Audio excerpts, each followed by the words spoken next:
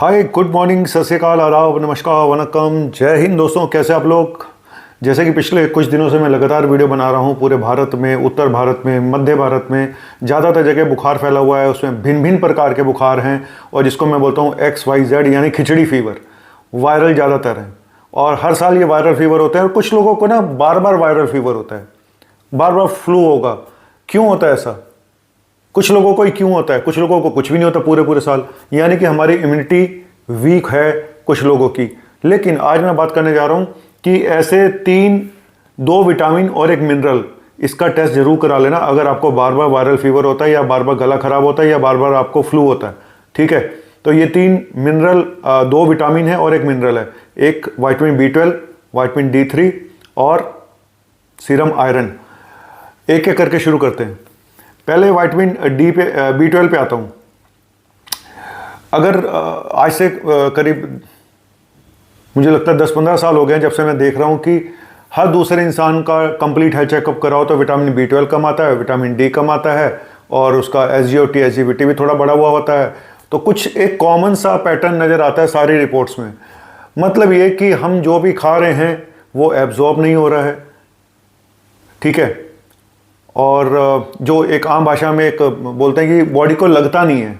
तो ये क्यों सबको कमियां आ रही है विटामिन B12 की, विटामिन D3 की? एक तो जी पुअर एब्जॉर्प्शन है, एब्जॉर्ब हो ही नहीं रहा। हम जो खा रहे हैं वो जा ही नहीं रहा।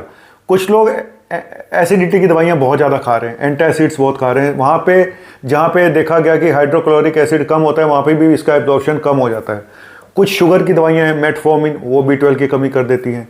कुछ कीमोथेरेपी हैं, वहाँ पे कमी हो सकती है। तो कुछ तो दवाइयों की वजह से हो गया। तीसरा कि हमारा एब्जॉर्प्शन ही पुअर है, जैसे कि क्रोन डिजीज़ है या एट्रोपिक गैस्ट्राइटिस है या फिर पर्निशियस एनीमिया है, तो वहाँ पे भी ये सब चीज़ें हो सकती हैं। स्ट्रेस की वजह से भी देखा गया है कि इन विटामिन की कमी हो सकती है, विटामिन की कमी स्ट्रेस की वजह से। तो गट हेल्थ हमारी पुअर हो जाती है, एब्जॉर्प्शन पुअर हो जाता है अगर हम टेंशन में रहते हैं तो कुल मिला के ये तो हो गया विटामिन B12 की कमी। इधर विटामिन D का भी यही हाल है, सेम चीज़ें। अगर विटामिन D वैसे में मिलता कहाँ से मालूम है? विटामिन D मिलता सनलाइट से। लेकिन कई बार ये देखा गया कि जरा सा मोटापा हुआ नहीं, वजन बढ़ा नहीं, इधर विटामिन D लो आना शुरू हो जाता है। B12 बॉर्डर लाइन आ रहा है, विटामिन D लो आ रहा है। खाते हैं विटामिन D तो ठीक हो जाता है, नहीं तो फिर लो हो जाता है। यही ज़्यादातर लोगों की यही कहानी है। अब आयरन के ऊपर आता हूँ कि आप टेस्ट करा रहे हो, हीमोग्लोबिन आपको मिला 10.5 है, लेकिन पेशेंट के सिम्टम बहुत ज़्यादा हैं। अब आप कहोगे यार 10.5 हीमोग्लोबिन पे मुझे क्यों इतने सिम्टम हो रहे हैं? इतना ज़्यादा कम तो नहीं है, स्पेशली लेडीज़ में। लेकिन अगर आप सीरम आयरन टेस्ट कराओ तो आयरन लो आता है। फिर अगर आप उनका आयरन नॉर्मल कर दो किसी भी तरीके से, चाहे वो टैबलेट देके कर दो या इंजेक्शन देके कर दो, तो उनके सिम्टम ठीक हो जाते हैं। जो उनको वीकनेस थी, जो उनसे थकान थी, जो भी प्रॉब्लम थी, वो सब ठीक हो जाती हैं। जबकि आप देखोगे तो आप कहोगे हीमोग्लोबिन तो 11 के आसपास है, फिर क्यों आयरन दिया जा रहा है? लेकिन आयरन की कमी से भी ये प्रॉब्लम होती हैं। तो 3 चीज़ें मैंने बताई, विटामिन B12, विटामिन D3 और आपको सीरम आयरन। विटामिन B12 जो है वो हमारा बॉडी में DNA को बनाता है, DNA सिंथेसिस करता है। और जो मेन बिल्डिंग ब्लॉक्स होता है हमारा विटामिन, जो DNA होता है वही सबसे बड़ी चीज़ होती है हमारी बॉडी की। और एक इंसान को 2.5 microgram per day vitamin B12 चाहिए होता है। नॉर्मल विटामिन B12 कितना होता है? 160 to 950, 160 से 950 पिकोग्राम पर ml। ठीक है, ये हो गया विटामिन B12 का। और विटामिन D नॉर्मल कितना होता है? 20 नैनोग्राम पर ml से ऊपर होना चाहिए विटामिन D, या 50 नैनो मोल पर लीटर से ऊपर होना चाहिए।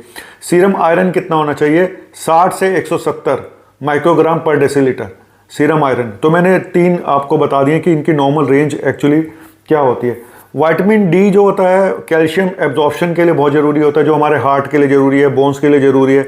और विटामिन D जो हमारा है ना, इम्यून सेल को स्टिमुलेट करता है, उनको बोलता है जाओ फाइट करो। उसमें से पेप्टाइड निकलते हैं तो वो उनको फाइट करने के लिए ताकत देता है, इम्यूनिटी को, इम्यून सेल्स को विटामिन D। और कुछ दवाइयाँ अब विटामिन D की कमी के और या B12 की कमी के और कारण भी हैं, जैसे लीवर डिजीज़ है, किडनी डिजीज़ है, वहाँ पे भी मैंने देखा है कि इनकी कमियाँ पाई गई हैं। कोलेस्ट्रॉल की दवाइयाँ हैं, सीजर की दवाइयाँ हैं, वेट लॉस मेडिसिन हैं, या कुछ लोग बहुत डाइटिंग करते हैं कि फ़ैट खाना ही नहीं है, ज़ीरो फैट कर दिया, वो भी ठीक नहीं है। वहाँ पे भी देखा इनकी कमियाँ हो जाती हैं। इसीलिए बोलते हैं कि बैलेंस डाइट लिया करो। तो कोलेस्ट्रॉल की मेडिसिन अगर आप ले रहे हैं या फिट्स की कोई दवाइयाँ चल रही हैं, स्टेरॉइड खा रहे हैं या वजन कम करने की दवाइयाँ चल रही हैं, तो वहाँ पे भी ये कमियाँ हो सकती हैं। अब काम की बात पे आते हैं कि नॉर्मल विटामिन डी कितना होना चाहिए, एक इंसान को पर डे कितना लेना चाहिए। 600 से 800 यूनिट पर डे की ज़रूरत होती है विटामिन डी की। और विटामिन डी मिलता कहाँ से है? विटामिन डी जनरली हमें सनलाइट से मिलता है, सूरज से मिलता है, लेकिन उसके अलावा एग, होल एग, मशरूम और फैटी फिश, इनमें भी विटामिन डी होता है, या डेयरी प्रोडक्ट में भी विटामिन डी होता है। B12 जो होता है वो आपका जनरली नॉनवेज में होता है, या डेयरी प्रोडक्ट्स में होता है, या फर्मेंटेड फूड जो होते हैं, फर्मेंटेड, है ना, उनमें भी होता है विटामिन B12। लेकिन हम लोगों ने यही देखा है कि मेरा अपना मानना ये है कि जब हमारा लाइफस्टाइल जो है वो सबसे बड़ा जिम्मेदार है। हम जो इतना जो खा रहे हैं वो नकली फूड, बाहर का प्रोसेस्ड फूड, उसके अलावा हमारा कोई सीडेंट्री लाइफस्टाइल है, कुछ वॉक नहीं करना है, योगा नहीं करना, कोई एक्सरसाइज नहीं करनी, तो जब मेटाबॉलिज्म जब गड़बड़, मैंने अक्सर ही मेरा एक्सपीरियंस है, जब मेटाबॉलिज्म गड़बड़ होता है बॉडी का, आपका वजन बढ़ना शुरू हो जाता है, तो ये सारी चीज़ें भी गड़बड़ होनी शुरू हो जाती हैं, क्योंकि आपके एक एक ऑर्गन पे असर आना शुरू हो जाता है। अंदर पुअर ब्लड सर्कुलेशन हो गया, तो लीवर पे फैटी लीवर हो चुका है जी, उधर आपका यूरिक एसिड बॉर्डर लाइन है, प्री डायबिटिक आप पड़ा हुआ, विटामिन D3, B12 भी आपके कम आ रहे हैं, तो कहीं ना कहीं पुअर मेटाबॉलिज्म की निशानी है आपका विटामिन B12, विटामिन D और सीरम आयरन।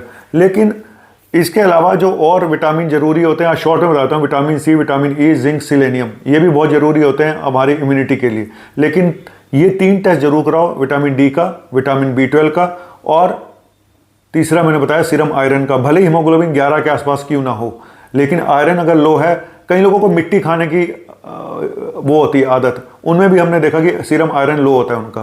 तो कुल मिला के तीनों टेस्ट कराएं, और बार बार अगर इन्फेक्शन हो रहा है आजकल के टाइम पे, तो ये हो सकता है आपको डेफिशिएंसी हो, और कई बार इनकी डिमांड और ज़्यादा बढ़ जाती है जब आप फीवर से रिकवर करते हैं, तो हमें स्पेशली देना भी पड़ता है। और रोटेट करके लेते रहें, 6 महीने से साल तक रोटेट करके लें। आज ये ले लिया, कल दूसरा ले लिया, परसों ये ले लिया, आज आयरन खा लिया, अगले दिन विटामिन D ले लिया, B12 ले लिया। Vitamin D 2000 unit per day वाला भी आता है, जो कि ज़्यादा कामयाब है। हम जो हफ्ते में एक बार लेते हैं वो तब देते हैं हफ्ते में 60,000 यूनिट, जब कमी आती है बहुत सारी, उसके बाद maintenance dose 2000 unit per day देनी पड़ती है। विटामिन B12 कहीं टैबलेट फॉर्म में ले सकते हो, इंजेक्शन की फॉर्म में ले सकते हो, नेजल स्प्रे भी आ गया विटामिन B12 का, उसके वो भी आप ले सकते हो। लेकिन मेरा ये मानना है सबसे ज़्यादा इफेक्टिव और जल्दी जो काम करते हैं वो इंजेक्शन काम करते हैं, हालांकि टेस्ट करके लगाना चाहिए। आयरन टैबलेट भी आता है, सिरप भी आता है, इंजेक्शन भी आते हैं, लेकिन ये भी देखा गया कि फिर वही बात कि इंजेक्शन ज़्यादा काम करते हैं, लेकिन हाँ, इंजेक्शन से एलर्जी होने के चांसेस, कई बार कुछ एलर्जिक रिएक्शन होने के चांसेस रहते हैं, तो इसलिए हॉस्पिटल सेटिंग में या डे केयर सेटिंग में डॉक्टर की प्रेजेंस में ही देना चाहिए iron. Thank you very much. आपका अपना नन्ना सा डॉक्टर नवनीत कालरा। तो जिंदगी मिलके बिताएंगे, हाले दिल गा के सुनाएंगे। B12 कम हो या विटामिन D3 लो कम हो, तो ज़िंदगी गा के ही सुनानी है और हंस हंस के ही ज़िंदगी को काटना होता है। तो बी पॉजिटिव, क्योंकि स्ट्रेस रखोगे तो ये विटामिन फिर कम हो जाएंगे। थैंक यू वेरी मच, शुक्रिया, बाय।